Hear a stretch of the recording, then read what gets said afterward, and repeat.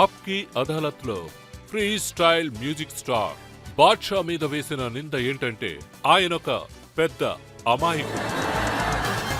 బాద్షా మీరేం రాశారంటే, ఒక సమయంలో మీ అన్నయ్య ఉన్నారు, ఈరోజు ఆయన గుర్తొస్తున్నారు, మనం ఎంతో బావుండేవాళ్లం, కానీ గొడవపడ్డాం. అన్నయ్య ఎవరు? ఎందుకు జ్ఞాపకం వచ్చారు? ఇది నేను అని కోసమే రాశాను సార్.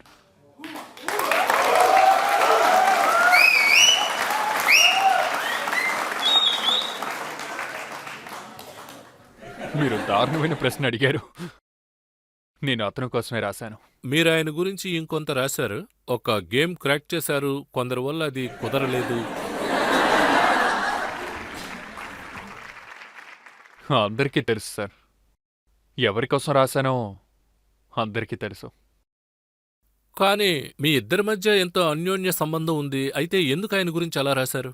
అదేంటంటే సార్, మనకి దానికి హక్కు ఉంది కదా. అందరికీ చిన్న చిన్న గొడవలు వస్తాయి కదా. మా అన్నయ్యని నేను ఏమైనా చెప్తాను గాని ఎవరిని ఏమీ చెప్పనివ్వను.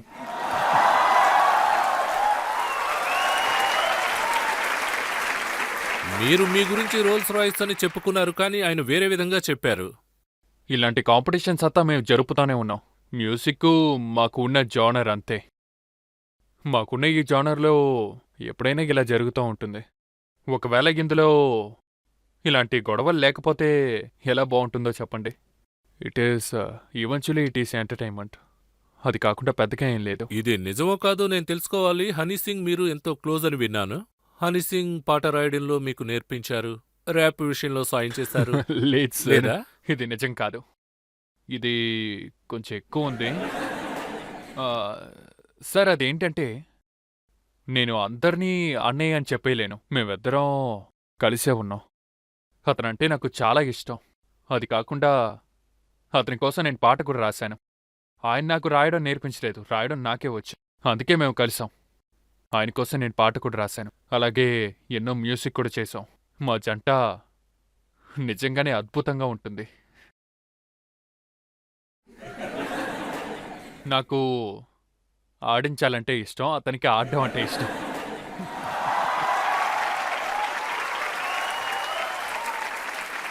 అయితే ఎలా బ్రేకప్ అయింది? ఎందుకు గొడవ జరిగింది? బ్రేకప్ ఎలా అయిందా? అతను నాకు అటెన్షనే ఇవ్వలేదు. రిలేషన్షిప్లో చాలా సీరియస్గా ఉన్నాను. అతను నన్ను చీట్ చేశారు. అదంతా ఏం కాదు సార్. మా లోపల బాగా డిఫరెన్సెస్ వచ్చాయి. మేమిద్దరం 6 ఏళ్ళు కలిసి ఉన్నాం.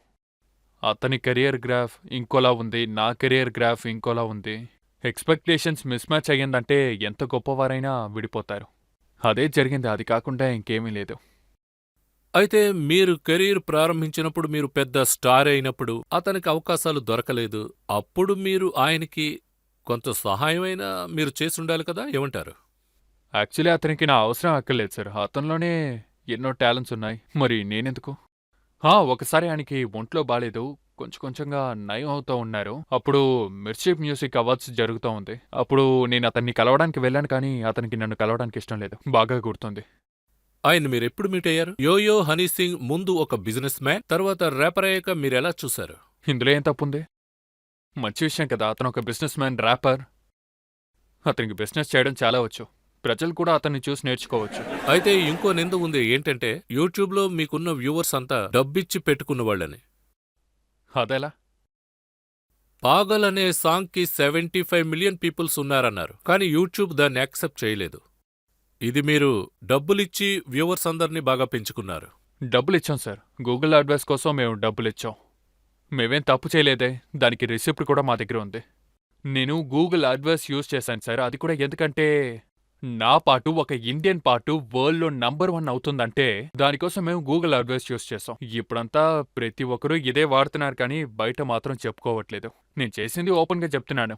అందరూ చేస్తారు, కానీ కొందరు దొరకరు. మీరు దొరికిపోయారు. లేదు సార్, నేనే చెప్తున్నాను. గూగుల్ అడ్వైస్ నేను యూజ్ చేస్తున్నానని సోషల్ మీడియాలో కూడా అందరి ముందు నేను చెప్పాను. అలాగే అందరికీ ఈ విషయం తెలిసింది. అదే సార్ నిజం. అయితే మీరు ఖర్చు చేసిన డబ్బుకి మీకు లాభం దక్కిందంటారా? నాకు దక్కాల్సింది దక్కింది. సార్ అసలు విషయం ఏంటంటే, ఇప్పుడు మీరొక పార్టీని మేక్ చేస్తున్నారనుకోండి, అందరికీ వెళ్ళి చేరాలనుకుంటున్నారు. ఇండియాలో నాకు రీచ్ ఉందని నాకు బాగా తెలుసు. బట్ నేను గ్లోబలీ దాన్ని వెళ్ళి చేర్చాలంటే గూగుల్ యాడ్ ద్వారా మనం ప్రతి కంట్రీకి యాడ్ని ఇవ్వాలి. నేను అదే చేశాను. అందువల్ల నాకు ప్రాఫిట్ దొరికింది. అందువల్ల నాకు ఎంత దొరుకుతుందో అది దొరికింది అంతే. ఏ మ్యూజిక్ వల్ల మీరు ఈ పరిస్థితిలో ఉన్నారో, ఏ మ్యూజిక్ అయితే మీకన్నీ ఇచ్చిందో, ఏ మ్యూజిక్ వల్ల మీకింత ప్రేమాభిమానాలు దక్కాయో, ఆ మ్యూజిక్ని మీరు వదిలేసి షోలన్నిటిని ఎందుకు క్యాన్సిల్ చేశారు? నాకు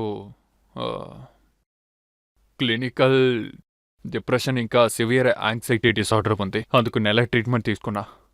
ఆ, ఆ టైంలో నేను చాలా కష్టపడ్డాను. చాలా డార్క్గా ఉంది కూడా. ఆ టైంలో నేను ఏమనుకున్నానంటే ఇది ఎప్పుడు అవుతుందని ఆలోచించడం మొదలెట్టాను. ఎంతలా అంటే కొంచెం డార్క్గా మాట్లాడతాను. ఒకవేళ నేను చనిపోతే మాత్రమే ఇది అవుతుందనుకున్నాను. అప్పుడు ఇదంతా నేను దాటుకుని వచ్చాను. అప్పుడే నాకు అర్థమయ్యింది. That is why I probably went honey.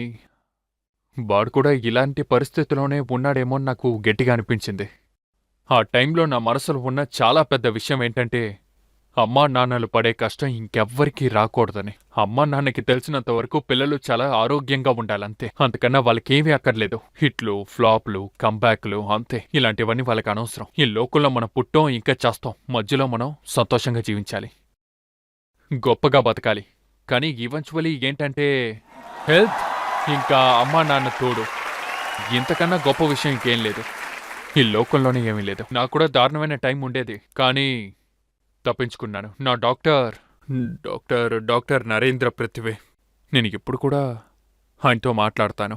అయితే మీరు ఈ విధంగా ఎందుకని సెన్సిటివ్ అయిపోయారు? సినిమాలు చూసి మీరు డిప్రెషన్లోకి వెళ్ళారంట? సార్, అది ఏం జరిగిందంటే అప్పుడే నా ట్రీట్మెంట్ జరుగుతూ ఉంది. ఇప్పుడు ఆ ట్రీట్మెంట్లో యాంగ్జైటీ వచ్చేటప్పుడల్లా ఒక టాబ్లెట్ తీసుకోవాలి. అదొక సైకిల్లా జరుగుతూ ఉండేది. అప్పుడు ట్రీట్మెంట్ టైంలో నేను ఒక మూవీ చూడ్డానికి వెళ్ళాను, లుటేరా. మీరు ఎవరైనా చూసారా? రణ్వీర్ సింగ్ ఇంకా సోనాక్షి యాక్ట్ చేసింది.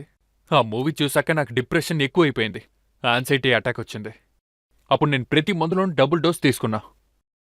నేను ఇంటికెళ్ళి నిద్రపోయాను. పొద్దున్నే డాక్టర్కి కాల్ చేశాను. డాక్టర్కి కాల్ చేసి నాకు ఒక ప్రాబ్లం ఉందని చెప్పాను. ఏంటని అడిగారు. నిన్న రాత్రి లూటేరాని ఒక మూవీ చూశాను అలా అని చెప్పాను. అందువల్ల యాంగ్జైటీ ఇంకా డిప్రెషన్ ఎక్కువ అవడం వల్ల ప్రతి మందులోనూ డబుల్ డోస్ తీసుకున్నానని చెప్పాను. ఆ మందుల్లో అంతా మనం ఒక లెవెల్లోనే డోస్ తీసుకోవాలి, ఎక్కువ తీసుకోకూడదు. అలాగా? అయితే ఒక విషయం చెయ్యని చెప్పారు. దయచేసి రాంజన చూడొద్దని చెప్పారు. చూసుంటే కానీ మీరు ట్రిపుల్ డోస్ తీసుకున్నట్టు నాకు అనిపిస్తుంది. తెలియలేదు సార్. నాకు చిన్న చిన్న ట్రిగర్ పాయింట్స్ ఉన్నాయి సార్. ఏం ట్రిగర్ అవుతుందో నాకే తెలీదు. నేను యాంగ్జైటీ గురించి చెప్పాలనుకుంటున్నాను. ఇప్పుడు అవకాశం దొరికింది కాబట్టి చెప్తున్నాను. ఎవరికైనా యాంగ్జైటీ వస్తుంది. కొంతమందికి పావును చూస్తే యాంగ్జైటీ వస్తుంది. ఏ విషయంలోనే అవ్వచ్చు. ఒకవేళ యాంగ్జైటీ ఎక్కువసేపు ఉందంటే దాన్ని డిసార్డర్ అంటారు. యాక్చువల్లీ ఇదే సార్ యాంగ్జైటీ డిసార్డర్. మీకిందులో ఎంతో ఎక్స్పీరియన్స్ ఉంది. మళ్ళీ తిరిగి మీరు బయటకొచ్చినా మళ్ళీ మీ కెరీర్ స్టార్ట్ చేశారు.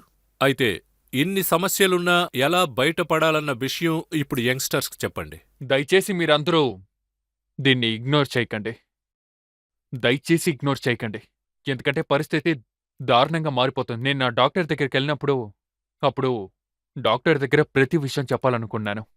నేనప్పుడు వెయిట్ చేస్తూ ఉన్నాను. అక్కడ వార్డు ఉంటుంది కదా, న్యూరోసైకాట్రిస్ట్ వార్డు. చుట్టూ ఉన్న వాళ్ళందరూ మనల్ని పిచ్చాలనుకుంటారు. అప్పుడు మనకు కూడా పిచ్చి పట్టినట్టే అనిపిస్తుంది.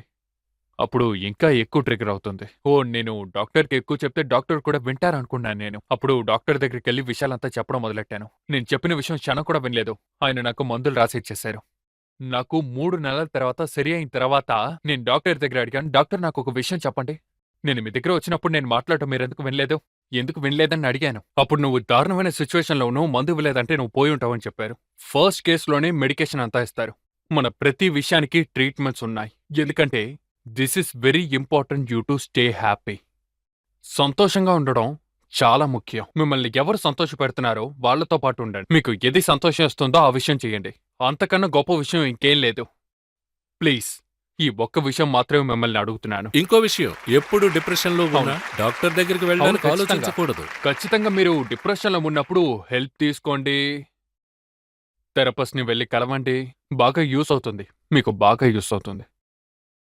యంగ్స్టర్స్కి మీరెంతో మంచి అడ్వైజ్ ఇచ్చారు.